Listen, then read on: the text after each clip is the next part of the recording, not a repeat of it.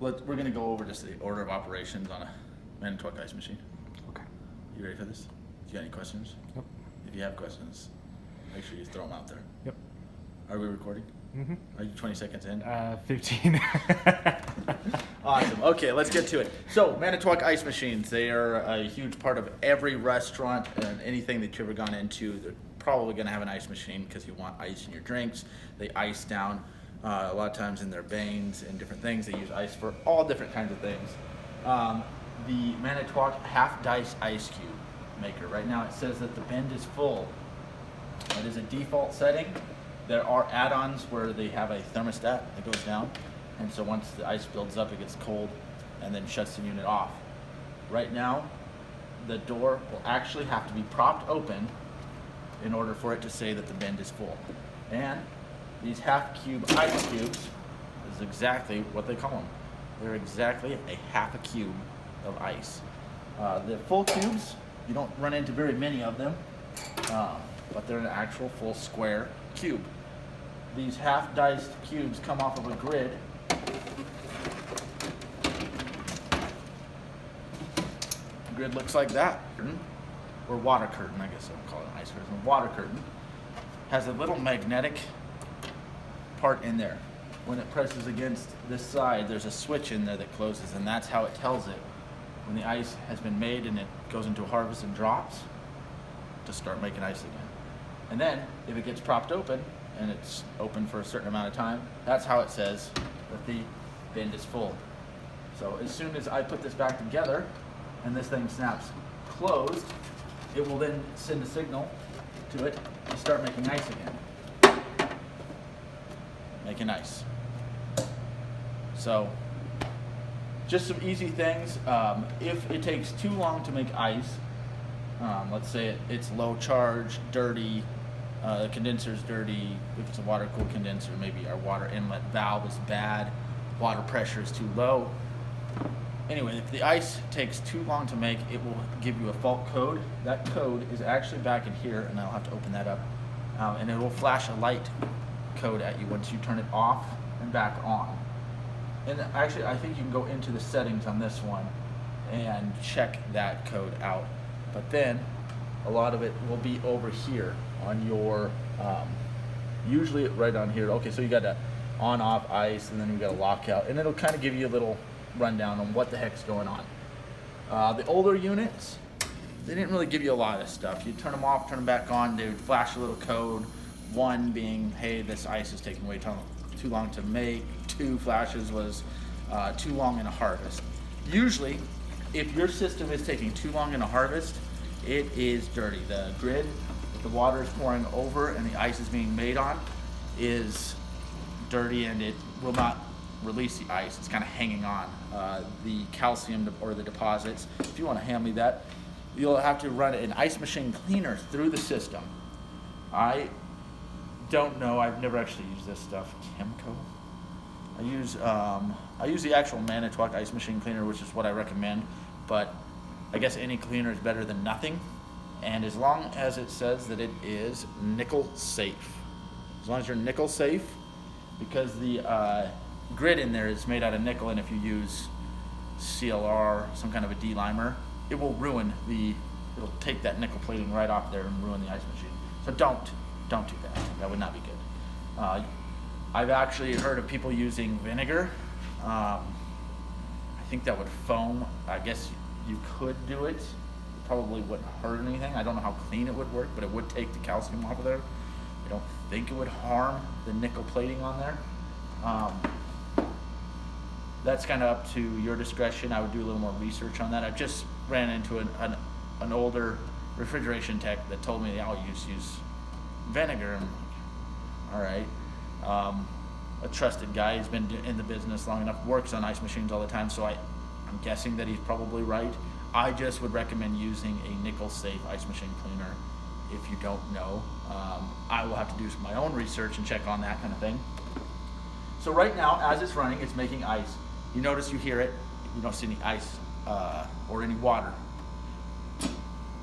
To keep this thing from what they call slushing, and the slushing, what that is if this water just starts running and the ice machine kicks right on right away, it'll actually freeze, melt, get knocked off, and build up down here.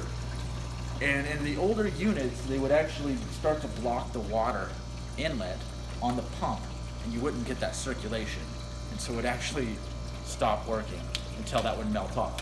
So they leave this on so that grid is really cold. When that water hits it, it starts to freeze almost instantly. And then it sucks all the heat out, builds up ice. Now, with this newer system, as opposed to the older one, we have a little microphone ear that listens, and so that's our ice thickness probe now is a microphone instead of a grounding process that the older ones would use, which is actually like a little wire that would come off back to the control board, and once the ice built up to it and it touched against it, it would ground out and say, hey, we got enough ice, kick into a harvest. This actually listens to the grid, and once that ice builds up and it finally touches and the water runs to it, the decibel levels jump up. And so now, and it says, hey, you got enough ice, kick into a harvest. The advantages of the microphone as opposed to the other style is if this gets really dirty, it keeps working. And the other ones, when they get dirty, stops making ice. Or if it has like a little piece of gel or in a place where they make bread or has yeast or anything with yeast, breweries, distilleries, horrible, especially when they have ice machines. They build a ton of gel up, and that gel, what it can do, it's like a pink, nasty stuff, is it will build a bridge between the side of the plastic and the actual sensor, on the sensor itself, ground it out, and the darn thing stops working. So I'm really a fan of this newer style. And then we've got probe levels for water level. There's once it's full, and then there's a halfway probe, so once it drops down, it kind of knows where it's at, and then there's where it's empty. So there's a three-prong probe, water level probe that's inside of this. Of course, you have your compressor, the heart of the unit that works. This particular unit is a water-cooled, so instead of like a condensing unit that sits outside your house for an AC unit that has a fan that blows, some of them have that. This one actually has a coil, and it shoots water through it. It's kind of hard to tell, but if you go into the back, there is no coil back there. It's just a round looking tube within a tube water coil. And the way that they control the subcooling on that is the amount of water that they push through it. So it's an actual pressurized water inlet pressure valve that has a little thing that goes over to the high side. And so if the high side drops, high side, sorry, I had to think about that. If the high side drops, then it will actually valve off and not let as much water in, bringing your high side refrigerant pressure back up. And so it kind of helps modulate it off of that. So kind of a cool design. They've been using that for years, and it's quite efficient. They have come out with different models. In fact, 90% of the ones that I've worked on all run 404A in it, which is a lower pressure than 410A.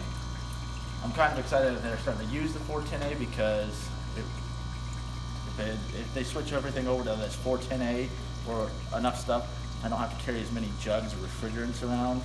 Right now it's 134A, 404, R22, or some kind of a replacement, 410A, and about 9 other different ones. The Manitowoc kind of goes through a phase. They used to have, back in their older ones, they had an olive green can of HP81. I don't know, do you remember that, with little tiny olive cans? They were starting to phase it out when I really got big into ice machines. I mean, I still had to carry one around. I'd run into a system every once in a while. But anyway, with that said, I'm kind of excited to see the 410A coming into more and more systems, meaning that it would be easier for me to carry less refrigerant jugs around. The biggest problem you're going to have when an ice machine, regardless across the board, whether make, model, brand, doesn't really matter, is the fact that it uses water and the fact that it gets dirty, and when they get dirty, they're finicky, they stop working. There's a lot of little moving parts in these things, from liquid level sensor probes to ice thickness probes to the doors that have to open and shut, to your TXVs, your controls, your pressure switches that shut it off, and then when it goes into a harvest, it uses, kind of like on a heat pump, a three-way changing valve, turning this in, because in the harvest the grid gets warm, so it switches. You're condensing in your evaporator coil, just like in a heat pump, but instead of it heating, they call it a harvest, to get that ice to melt off enough to fall off the grid and down into your bin. So I hope that helps you with kind of the way an ice machine works. Should we run through just a quick overview of how it runs? You get a call for ice, your compressor will kick on, fan or water will start running through the condenser, depending on if it's air cooled or water cooled. This will drain out, your bin will drain all the water out, because once you're making ice, it's freezing only water. So the sediments, anything that's impurities or anything in the water will settle in here. So you want to get rid of that water every single time it makes a batch of ice. So that'll drain out. This will get nice and cold. Then this will start to fill. Then your pump will come on and it'll start circulating water, start making ice, producing ice. It'll build up ice to a certain thickness, and then ice level thickness through this probe, this ear or sensor, whatever it may be, and then it will kick into a harvest. That coil starts getting warmer. The ice will then fall off. The curtain, little door switch that's right here in the corner, will open, and then if it stays open, it'll shut it off. But if it just drops all the way back down, it clicks shut, and the whole process starts over again.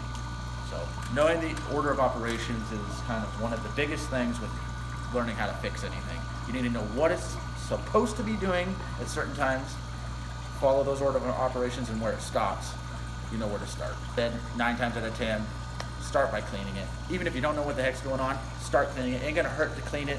Even if it's already clean, clean it. It's a great starting point, and that way it gets you taking some stuff apart and checking things out, and then move on from there if that doesn't work. Thanks for tuning in. This is Nick with AMP1 Tech. Stay tuned for my next ice machine tips.